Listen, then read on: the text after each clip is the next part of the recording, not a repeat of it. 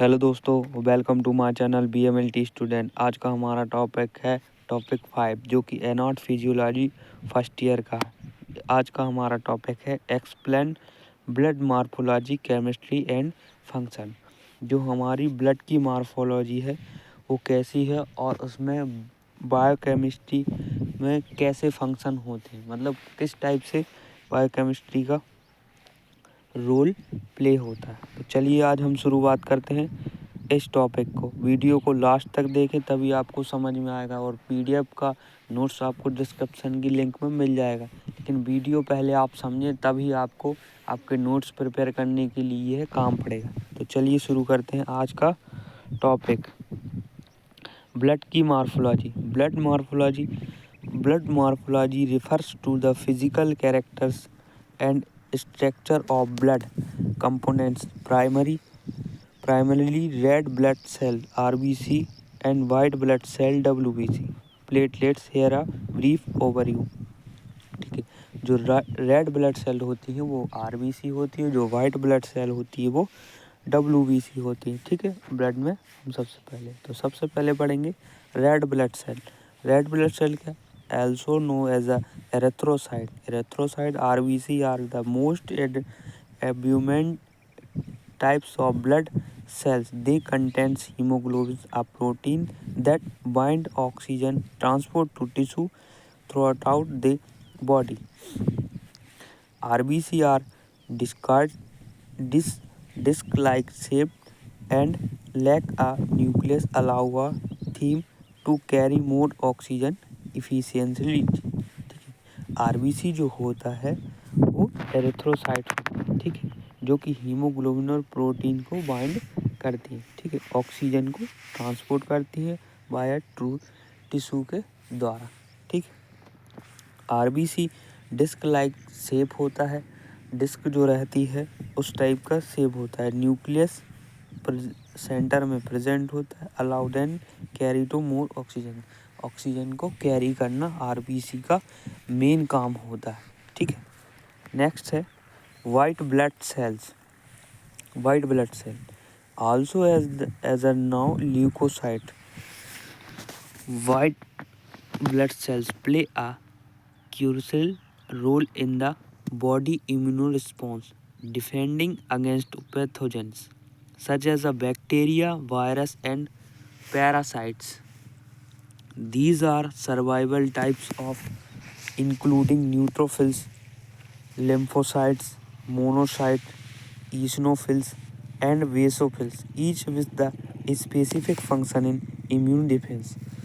Mainly हमको याद रखना है कि वाइट ब्लड सेल जो रहती है वो ल्यूकोसाइट होती है। The play a role immune response के लिए ये वाइट ब्लड सेल काम करती है। ठीक है, डिफेंडिंग पैथोजन के अगेंस्ट यह वाइट ब्लड सेल्स एक्टिव होती हैं। ठीक है, there are survival include.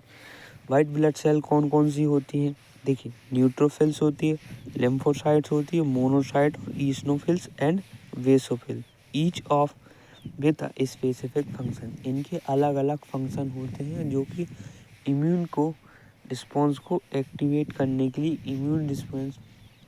Immunity को स्ट्रॉन्ग करने के लिए ये वाइट ब्लड सेल ब्लड में प्रेजेंट होती है। ठीक है, और नेक्स्ट देखते हैं प्लेटलेट्स। प्लेटलेट्स क्या होती है, प्लेटलेट्स और thrombocytes are small cell fragments derivated by larger cells called megakaryocytes. They play a role blood clotting hemostasis by adhering to damaged blood cells walls, forming a plug to stop bleeding and releasing clotting factors to promote of coagulation। जो हमारी platelets होती हैं उनको thrombocytes कहते हैं। ठीक है, small, ये बहुत छोटे साइज की होती है। ठीक है, लार्जर सेल काउंट अकाउंट में होती है। ठीक है, मेगाकारियोसाइट्स ये मेन इसका रोल होता है। प्लेटलेट्स का रोल हमको याद रखना है कि क्लॉटिंग, हीमोस्टेसिस। ठीक है, by the damage blood cell, जब कोई ब्लड डैमेज सेल्स हो जाती है, कोई टिश्यू डैमेज हो जाता है तो वहाँ पर छोटी छोटी सेल्स इकट्ठे होकर ये प्लेटलेट्स अपना काम करती हैं, ठीक है, और ब्लीडिंग को स्टॉप करती हैं, ठीक है, रिलीजिंग अ क्लॉटिक फैक्टर ये रिलीज़ कर देती हैं प्लेटलेट, और मेनली क्लॉटिंग का कोगुलेशन का मेन इसमें रोल होता है, ठीक है। नेक्स्ट देखते हैं, दूसरा देखते हैं हम ब्लड केमिस्ट्री। जो ब्लड होता है वो केमिस्ट्री में किस टाइप से हमारे बॉडी में काम करता है। तो सबसे पहले देखते हैं blood chemistry refers to the composition of various substance dissolve in the blood including nutrition gas electrolytes hormones waste product and enzymes. Here are some importance of component, ठीक है। ब्लड केमिस्ट्री में बहुत सारे न्यूट्रिएंट्स होते हैं, gases electrocyte होते हैं, hormones होते हैं, प्रोडक्ट्स एंजाइम होते हैं। हियर आर सम इम्पोर्टेंट, बहुत सारे इम्पोर्टेंस इसमें एंजाइम्स वगैरह प्रेजेंट रहते हैं ब्लड। सबसे पहले देखेंगे हम nutrition. Blood transport nutrition absorb from the digestive system. जो न्यूट्रिशन हमारी बॉडी में सर्वाइव होते हैं वो डाइजेस्टिव सिस्टम द्वारा एब्जॉर्ब होते हैं, सच एज अ ग्लूकोज, जैसे कि हो गया ग्लूकोज हो गया, अमीनो एसिड हो गया, फैटी एसिड हो गया, विटामिन हो गया and minerals to calls of throughout in the body of for energy production growth and repair. जो हमारे न्यूट्रिशन होते हैं वो amino acid and fatty acid, vitamin and minerals होते हैं, ठीक है, जो कि बॉडी को एनर्जी प्रोवाइड करते हैं, ठीक है, एंड ग्रोथ प्रोवाइड करते हैं। साथ ही ये ब्लड सेल को रिपेयर करते हैं। न्यूट्रिशन का मेन काम होता है न्यूट्रिएट करना, ठीक है, ब्लड सेल्स। नेक्स्ट है गैसेस। गैस क्या होती है? Blood carry oxygen from the lungs to tissue and carbon dioxide from tissue the lungs elimination of gas, ठीक है। क्या होता है, जो गैसेस होती है वो कैरी करती है ऑक्सीजन को, ठीक है, ऑक्सीजन को कैरी करती है लंग्स टू टिश्यू, ठीक है, और गैस कार्बन डाइऑक्साइड जो होती है वो tissue to lungs elimination during a respiration. Main हमारा गैसेस का काम होता है ब्लड में, जो ब्लड गैस को एक्सचेंज करने का काम करता है, ठीक है। इलेक्ट्रोलाइट्स बॉडी में electrolytes such as sodium, potassium chloride, calcium and bicarbonate help maintain fluid balance, regulate pH and support nervous and muscles function।